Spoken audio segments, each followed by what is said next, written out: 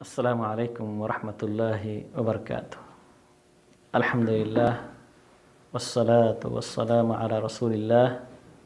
اما بعد۔ اس سے پہلے دو ویڈیو کلپ میں برکت کے تعلق سے گفتگو کی گئی۔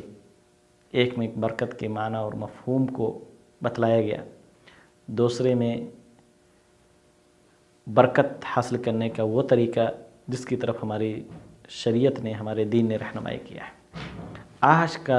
موضوع ہے اس ویڈیو کلپ کا کہ وہ برکت حاصل کرنے کا وہ طریقہ جو مشروع نہیں ہے، ممنوع ہے۔ برکت حاصل کرنا ایک عبادت ہے، اور عبادت توقیفی ہوتی ہے، یعنی جو طریقہ اللہ رب العالمین نے عبادت کا ہمیں بتلایا ہے، صرف اسی طریقے پر ہی ہم عبادت کر سکتے ہیں۔ کسی کے لیے بھی گنجائش نہیں ہوتی کہ وہ عبادت کے نئے نئے طریقے ایجاد کر کے اللہ رب العالمین کی عبادت کرنے کی کوشش کرے۔ لہذا ہر وہ طریقہ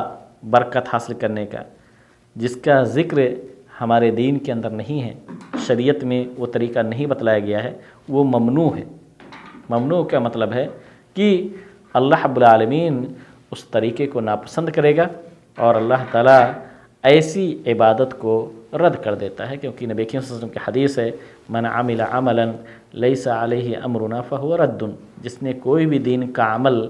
اس طریقے پر کیا جس پر ہمارا حکم نہیں ہے، یعنی شریعت اس کی طرف رہنمائی نہیں کر رہی ہے، تو اللہ رب العالمین کے ہاں مردود ہے۔ یہ ممنوع تبرک یا غلط طریقے سے برکت حاصل کرنے کے دو اہم طریقے ہیں۔ ایک تو کچھ شخصیات کو برکت کے حصول کا ذریعہ بنایا جاتا ہے، جبکہ مسلمانوں کو سمجھنے کی ضرورت ہے، خاص طور پہ یہ چیز ہے کہ اللہ رب العالمین نے انبیاء کرام کے بعد کوئی ایسی شخصیت، کوئی ایسی ذات اس دنیا کے اندر نہیں بنائی جس کی شخصیت فی نفسہ ہی بابرکت ہو۔ آپ دیکھیں گے صحابہ کرام نہ تو حضرت بکر رضی اللہ تعالیٰ عنہ کے پاس ان کی ذات سے برکت حاصل کرنے کے لیے گئے، نہ ہی حضرت عمر رضی اللہ تعالیٰ عنہ کے پاس، نہ ہی حضرت عثمان و حضرت علی رضوان اللہ علیہم اجمعین کے پاس، اور نہ ہی اور صحابہ کرام۔ تصور کریں ان میں سے کتنے ہی صحابہ کرام، عشرہ مبشرہ بالجنہ کے علاوہ بھی وہ 10 صحابہ کرام جن کو اللہ کے رسول صلی اللہ علیہ وسلم نے ایک ہی مجلس کے اندر جنت کی بشارت سنائی، ان کے علاوہ بھی اور صحابہ کرام تھے جو اس روئے زمین پر چلتے پھرتے جنتی تھے۔ لیکن ان کے بعد کے آنے والے لوگ جو تھے، چاہے وہ تابعین یا تبع تابعین، انہوں نے ان صحابہ کرام کی ذات کو فی نفسہ ہی برکت کا ذریعہ نہیں بنایا۔ تو پھر صحابہ کرام کے بعد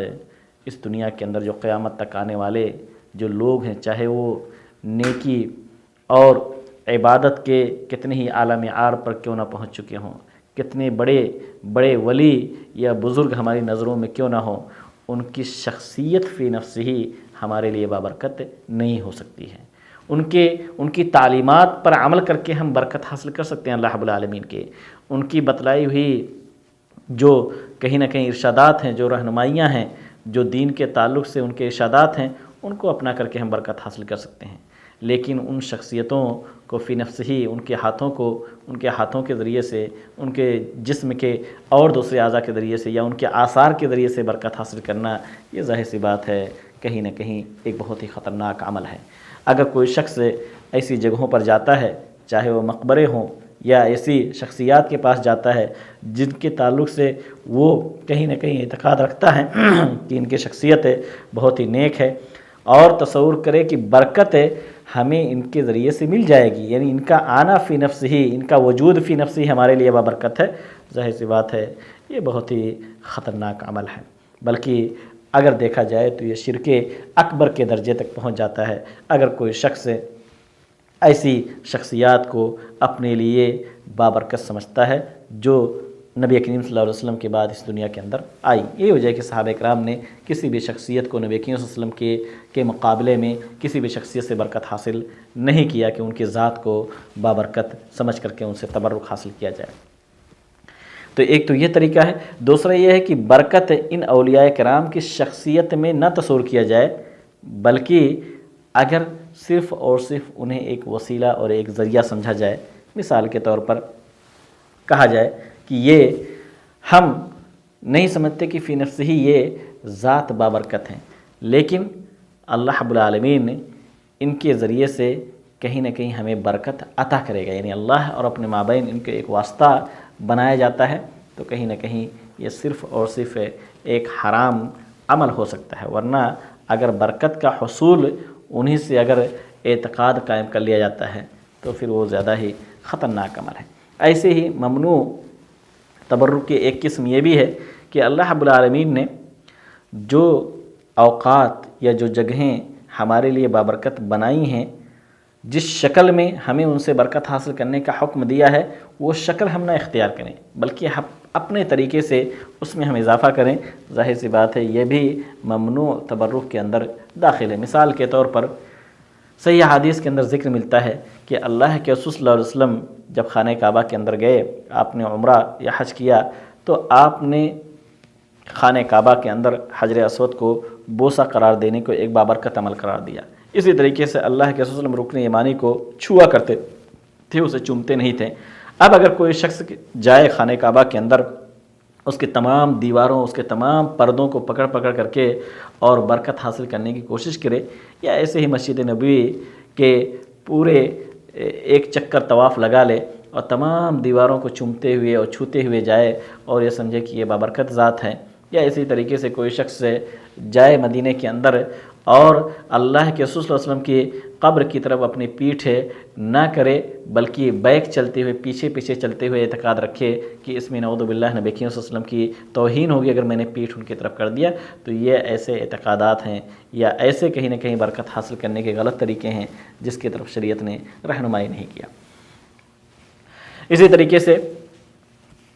ممنوع تبرک کی ایک قسم یہ بھی ہے کہ آدمی جو بابرکت چیزیں ہیں، مثال کے طور پر رمضان کا مہینہ ہے، رمضان کا مہینہ ہمارے لیے سراپا بابرکت ہے، مکمل طور سے ہر نیکی کا اجر و ثواب اللہ رب العالمین بڑھا دیتا ہے، لیکن ایک شخص کہے کہ میں خاص طور سے لیلۃ القدر کی جو راتیں ہیں ہر رات میں عمرہ کروں گا، اور یہ ایک اپنی زندگی کا اہم حصہ بنا لے اور یہ سمجھے کہ شاید لیلۃ القدر کی فضیلت ہمیں اس کے ذریعے سے حاصل ہو جائے گی جب ہم اس کے اندر عمرہ کریں گے، یا اسی طریقے سے رمضان کی تمام راتوں کو عمرے کے لیے خاص کر دینا۔ کوئی آدمی اتنا قریب ہے کہ وہ ہر دن جا کر کے اور برکت کے حصول کے لیے ہر رات وہ عمرہ کرتا ہے، ظاہر سی بات ہے اس کا یہ اعتقاد، اس کی یہ سوچ ہے کہ ہمیں رمضان کی برکت اس عمرے کے ذریعے سے ہی حاصل ہوگی، یہ غلط ہے۔ ورنہ نبی کریم صلی اللہ علیہ وسلم کی تو حدیث صراحت کے ساتھ ہے، اللہ کے رسول نے فرمایا کہ عمرۃ فی رمضان تعدل حجۃ، کہ رمضان کے مہینے میں عمرہ حج کے اجر و ثواب کے برابر ہے۔ لیکن اس طرح کے غلط اعتقادات جو اپنے طرف سے یا اپنے طریقے سے ہم اس میں ایڈ کرنے کی کوشش کرتے ہیں اور ہم اسے اپنے لیے برکت کا سبب بنا لیتے ہیں، ظاہر سی بات ہے یہ کہیں نہ کہیں غلط ہے۔ خاص طور سے سب سے بڑا سوال یہ ہے کہ قبروں سے جو آج خاص طور سے ہمارے معاشرے کے اندر برکت حاصل کرنے کے بے شمار طریقے بتلا دیے گئے ہیں، قبروں کا طواف کرنا، قبروں پہ سجدے کرنا، قبروں کی دیواروں کو چھونا یا چومنا، یا اسی طریقے سے اس پہ ہری چادریں چڑھانا یا اگربتیاں سلگانا، یا ایسے ہی وہاں جا کر کے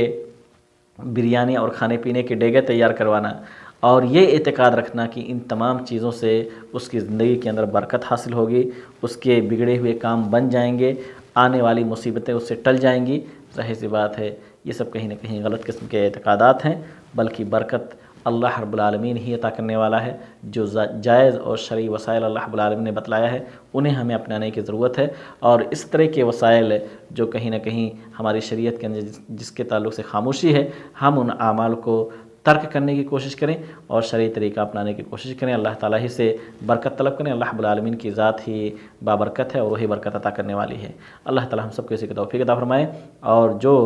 غیر شرعی طریقہ ہے تبرک حاصل کرنے کا اللہ رب العالمین سے محفوظ رکھے. آمین. وآخر دعوانا الحمد للہ رب العالمین. السلام علیکم ورحمۃ اللہ وبرکاتہ.